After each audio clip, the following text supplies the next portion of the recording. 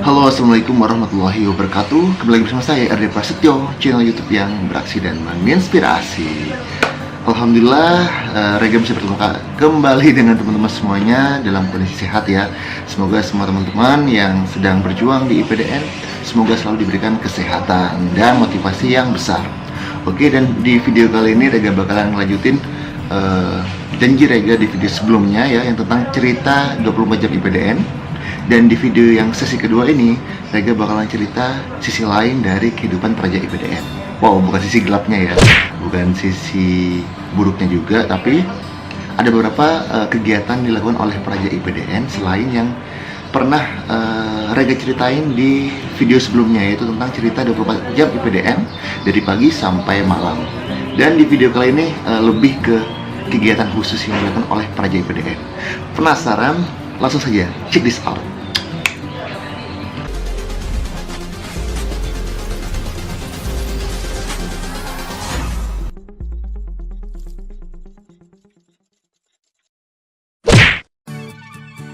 Oke, jadi selain kehidupan praja IPDN dari pagi sampai malam yang diceritakan kemarin, ya, ini ternyata ada beberapa kegiatan yang rutin ya untuk dilakukan oleh praja IPDN. Nah, buat kalian nanti yang sudah menjadi praja IPDN bakalan tahu ya. Ini sebagai motivasi buat teman-teman semuanya, biar makin besar motivasinya dan semangatnya untuk bisa lulus di IPDN tahun 2019. YOLO!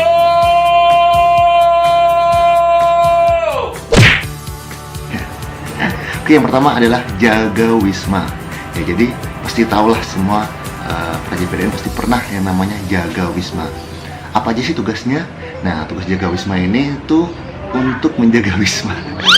Nggak ya, jadi tugas jaga wisma ini adalah biasanya ini satu orang ataupun dua orang ya. Jadi satu asrama itu ada dua orang yang bertugas sebagai jaga wisma. Ya, maybe ya karena wismanya besar, luas, jadi nggak cukup kalau satu orang ya untuk membersihkan. Tugasnya yang pertama yaitu membersihkan asrama. Ya, kewajibannya membersihkan asrama, baik itu di ruang belajar, di toilet, di ruang petak-petak juga, itu harus menjadi tanggung jawab jaga wisma untuk membersihkan. Kemudian tugas jaga wisma selanjutnya yaitu adalah menjaga wisma, ya, baik itu dari perlengkapan dari wisma, kemudian peralatan ya, takutnya kan ada maling ataupun ada sesuatu yang terjadi di wisma, itu menjadi tanggung jawab jaga wisma. Dan jaga wisma itu tidak mengikuti apel pagi. Jadi bonusnya jaga wisma tidak mengikuti apel pagi, tapi dia disuruh bersih-bersih. Ya, dan jaga wisma ini dia menjaga dari jam 5 biasanya, jam 5 pagi sampai jam mau apel malam, jam 9 malam ya. Jadi dia tugasnya menjaga wisma. Untuk kewajiban kuliah dia masih harus masuk di jam kuliah ya. Jadi setelah bersih-bersih nih ya, sekitar jam 7 jam 8, jaga wisma siap-siap untuk pergi ke kelas untuk melaksanakan kuliah. Tapi nggak wajib mengikuti yang namanya apel ya, nggak wajib mengikuti apel, baik apel pagi dan apel malam ya. Untuk makannya tetap bisa mengikuti makan siang, tapi tidak mengikuti saat upacara. Kalau nggak salah dulu zaman kakak sendiri ya, yang namanya jaga wisma itu jarang banget ikut makan siang. Tapi ada juga karena makan siangnya enak, jadi dia ikut makan siang. Tapi setelah upacara makan siang selesai ya, nggak ikut bersama-sama, tidak, tapi ikut setelah upacara makan siang ataupun makan malam selesai. Nah, jaga wisma baru boleh makan malam.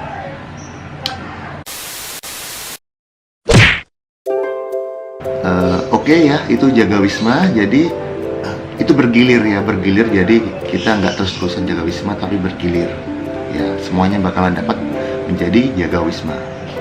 Setelah jam 9 peralihan untuk serah terima tugas ya, itu selanjutnya ini ada namanya jaga serambi.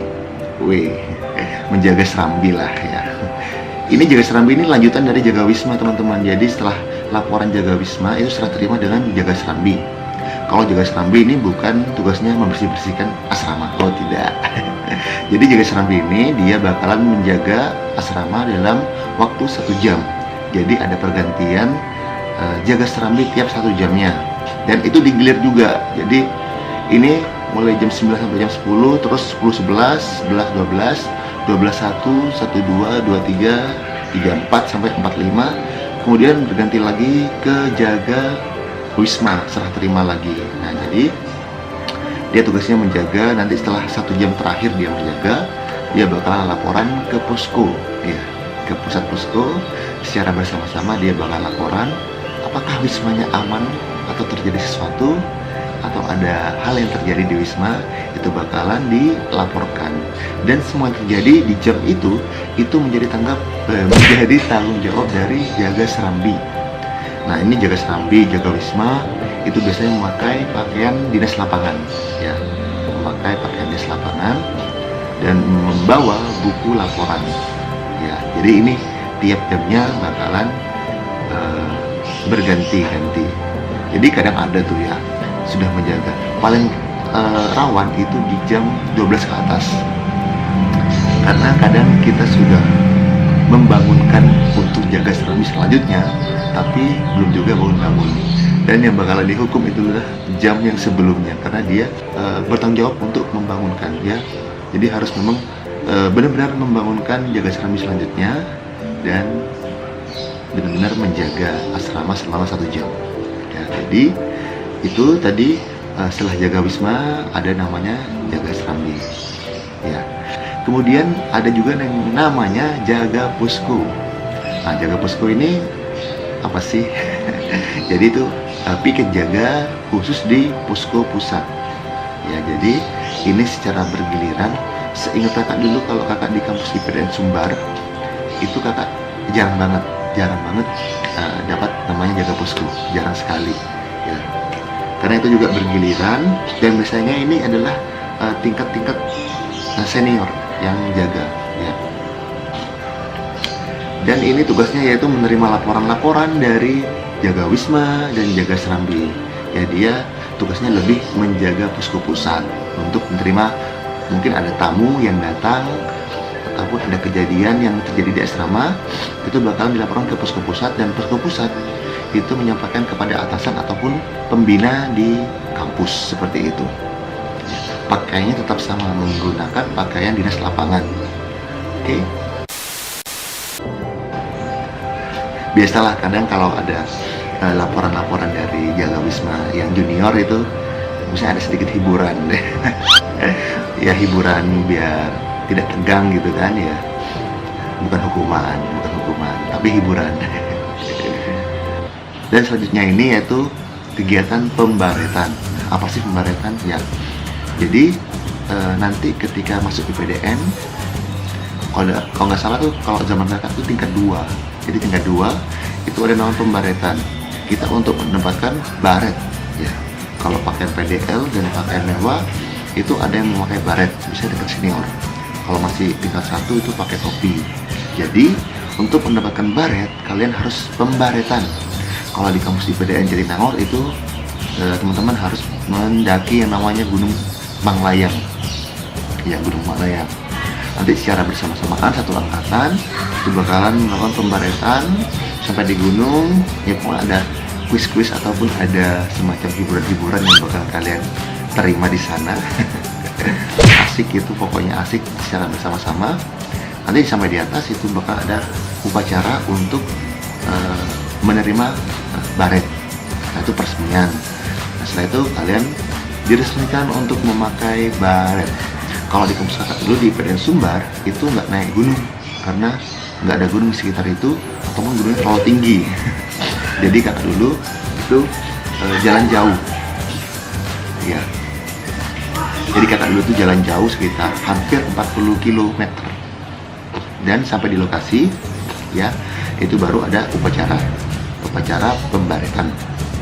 Ya, itu dulu juga ada camping juga, bukan camping sih, kayak bangun tenda gitu, ya, selama nggak salah 1 hari, satu malam, 2 hari 1 malam. Jadi setelah jalan jauh sejauh 40 km, waduh, itu memang melelahkan banget, pakai sepatu PDL, dan juga ada praja putrinya yang harus dijaga selama perjalanan. pokoknya di sanalah saling membantu ya. Kalau ada yang lelah itu saling membantu. Yang biasanya yang putrinya ini yang kan gampang capek gitu ya, ya sudahlah kita bantu. Jadi memang itu harus ada jiwa korsa, bersama-sama untuk saling membantu kita. Tidak boleh meninggalkan dalam satu regu seperti itu. Nah, itu yang namanya pembaretan ya, itu kita dapat baret dan juga dapat pin seperti itu, ataupun wings praja IPDN. Dan yang terakhir yang biasa dilakukan IPDN ataupun praja IPDN di kampus yaitu BINSIK, Bina Fisik. Nah ini biasanya kan kalau teman-teman tahu ya, body seorang praja IPDN baik putra putri itu ideal ya, bodinya bagus gitu kan ya, kayak berotot. Ya dengan pakaian yang cukup ketat biasanya mereka menunjukkan bodinya yang kekar ataupun yang slim ya. Ya karena itu kita dituntut untuk menjaga yang namanya tubuh ya, biar tetap fit, biar tetap proporsional ya, tidak boleh overweight. Jadi praja sukanya itu adalah BINSIK, Bina Fisik, baik itu lari ataupun kegiatan yang diprogram oleh kampus IPDN.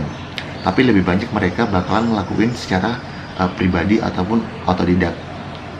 Kita bisa di depan asrama itu ada namanya ring stop untuk melakukan pull up. Nah itu setiap hari bisa kita latihan. Kemudian ada juga barbel kita buat sendiri ya, dari besi dan semen. Itu berbagai macam ukuran. Itu kita biasanya juga latihan setelah pulang kuliah, mau kuliah, pulang dari olahraga pagi, setelah apel malam, itu bisa kita melakukan BINSIK gitu. Sit up juga, push up setiap hari lah pokoknya, tiada tanpa BINSIK untuk menjaga bentuk tubuh kita agar tetap fit dan tetap ideal dan proporsional. Nah makanya kalau teman-teman lihat yang praja IPDN itu dengan pakainya ketat-ketat dan bodinya bagus, yaitu karena kita menjaga tubuh kita dengan latihan fisik setiap hari dan setiap saat. Ya itu jadi beberapa cerita kakak selama menjadi praja IPDN.